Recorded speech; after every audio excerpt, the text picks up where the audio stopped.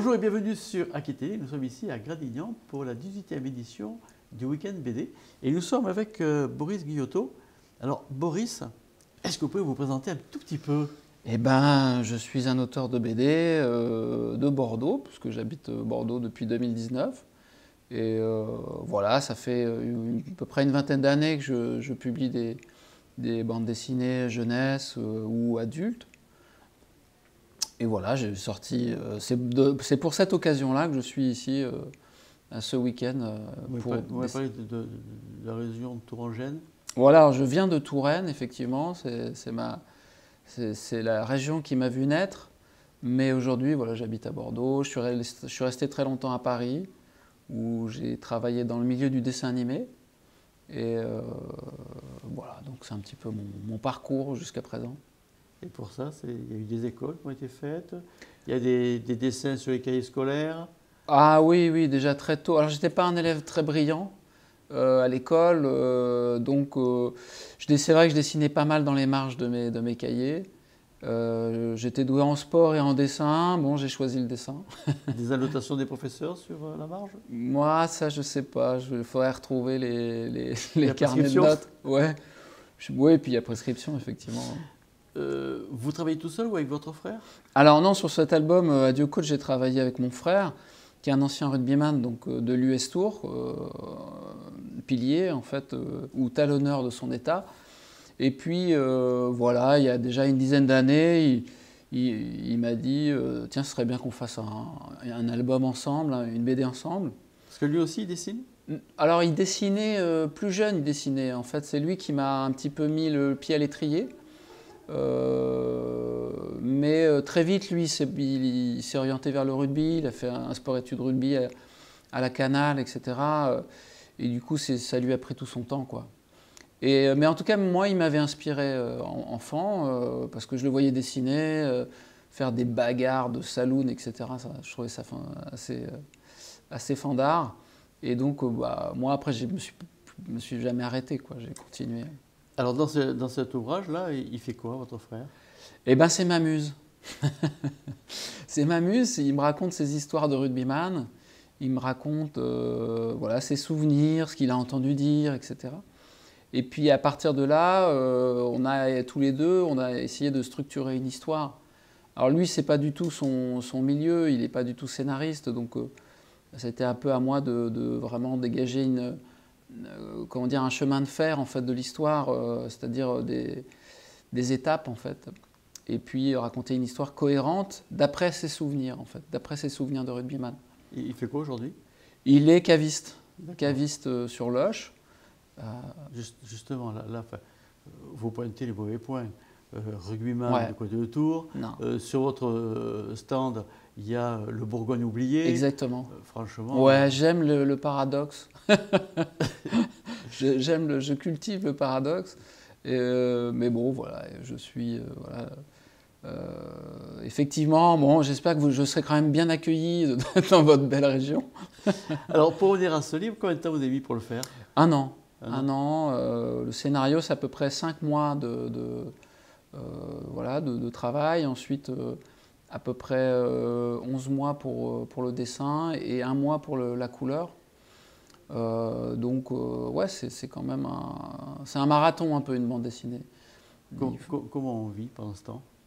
Eh ben, on vit parce que notre éditeur nous donne des avances sur droit, en fait. Donc, il nous donne une certaine somme pour pouvoir développer le projet, le faire, le réaliser. Et après, une fois que la BD est sortie, il se rembourse, en fait, lui. Une partie sur les ventes, il se rembourse de la somme qu'il vous a versée. Et à partir du moment où il s'est remboursé, là, vous commencez à toucher des droits d'auteur. C'est un peu le système voilà, général actuel, quoi. Et on en vit bien? Alors, ça dépend. Alors, il y a une petite frange en fait des auteurs français qui en vivent bien, mais c'est vrai qu'ils ne sont pas très nombreux. Souvent des gens qui travaillent très vite et qui ont un nom assez réputé. Et puis après, oui, il y a une grosse frange en fait des auteurs de BD aujourd'hui qui vivent avec le SMIC ou qui sont en dessous du seuil de pauvreté. Donc on a Bon là c'est un petit peu moins drôle, hein, on sort un petit peu du registre du festival, etc. Mais c'est vrai que c'est voilà, c'est une profession qui a tendance à se paupériser malheureusement. C'est un très beau métier, c'est très prenant, mais voilà, c'est le constat malheureusement aujourd'hui. Mais alors, quand vous faites ça, ce dessin, est-ce que vous faites vous, des actions que je vais qualifier d'alimentaires? Alors moi je travaille dans le dessin animé, donc j'ai une formation, j'ai fait le CFT Gobelin qui est une école de dessin animé sur Paris. Et longtemps j'ai travaillé donc, dans le dessin animé. Donc là en ce moment je travaille sur du storyboard pour une série que tout le monde connaît qui s'appelle Les Sisters, qui est une des grosses séries de Bambou. Et donc voilà, je travaille sur des épisodes en ce moment de cette quatrième saison. Ce qui permet de faire le lien entre l'album et puis la vie de tous les jours? Bah ouais, ça permet de mettre un peu de beurre dans les épinards ou des épinards dans le beurre, je sais pas, je sais pas comment on doit le dire. Et puis voilà, ensuite pouvoir développer, parce que ce qui est un peu dur dans ce métier, c'est de pouvoir développer, en fait, avoir le temps de développer des nouveaux projets, ensuite pour pouvoir les présenter aux éditeurs.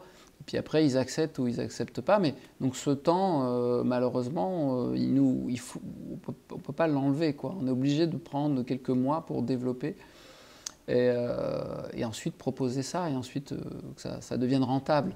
Mais du coup, il faut faut un peu de sous de côté pour pouvoir faire ce travail-là.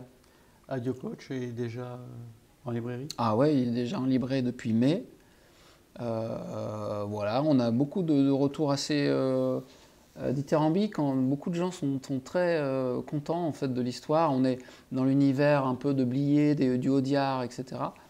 Bon voilà, c'est l'histoire d'un rugby, voilà, de vieux briscards en fait du rugby qui essayent de sauver leur club de cœur, leur club d'enfance, parce que le terrain va être racheté par un constructeur qui veut mettre un supermarché dessus, quoi. Et donc ce livre, vous faites à la fois les dessins et le scénario? Voilà, dessin, scénario Mise en couleur aussi? avec mon frère, et puis mise en couleur. Ouais, voilà, j'ai fait une bonne partie, on va dire 90% du travail. Alors, Adio Coach est déjà en librairie. Tout à fait. Il y a un petit frère qui arrive? Non, c'est un one-shot, ce qu'on appelle, c'est-à-dire une histoire complète. Mon frère aimerait bien faire une série, mais moi, malheureusement, j'ai beaucoup de choses, beaucoup de projets encore derrière. Un projet avec mes filles qui va s'appeler Les Jumelles, qui a commencé à apparaître dans Spirou. Et puis d'autres projets avec d'autres amis, etc. Donc pas mal de choses à faire. Et malheureusement, le temps que ça prend de faire un album, il faut, voilà, faut enchaîner, quoi. Faut s'y prendre assez tôt. Alors ici, à Gradignan, il y a beaucoup de personnes qui viennent vous voir. Il y a la queue sur votre stand, ce qui veut dire quelque part que vous êtes un peu reconnu. Comment ça se passe? Quel est le lien avec vos lecteurs? Ah bah super, super. Moi j'aime justement les dédicaces parce que c'est le moment où on rencontre ses lecteurs, son public. Et puis je suis toujours curieux de savoir ce que font les gens, pourquoi ils sont là. Parfois ils ont lu l'album, donc ils nous en parlent. Parfois c'est une surprise pour eux, ils ont juste accroché sur le dessin. Donc voilà, c'est toujours intéressant d'avoir un retour parce que les auteurs de BD, la plupart du temps, ils sont enfermés dans leur atelier. Reclus dans leur atelier et puis ils croisent assez peu de monde. Donc là, c'est un peu le moment où justement on se sociabilise, où on rencontre notre public. Une ouverture sur l'oxygène. Voilà, c'est ça, ouais. Alors on ne le fait pas trop souvent parce que c'est vrai que c'est assez fatigant de courir la France entière à la course aux dédicaces, mais c'est vrai que c'est quand même rafraîchissant de faire ça. C'est un exercice assez rafraîchissant. Pour les dédicaces, vous avez des dédicaces un peu particulières? Non, j'essaie de faire une dédicace différente pour tous mes lecteurs. J'aime pas trop la monotonie. Donc, comment on fait pour avoir une idée nouvelle à chaque alors chaque là, lecteur? je sais pas, il faudrait scruter mon cerveau, mon imaginaire. C'est de l'impro, quoi. C'est de l'impro dessiné. Boris, merci. Ben, merci à vous de m'accueillir. Voilà, donc écoutez, je vous donne rendez-vous moi pour un prochain portrait ici à Gradignan pour la 18e édition du Week-end BD. À très bientôt sur Aki Télé.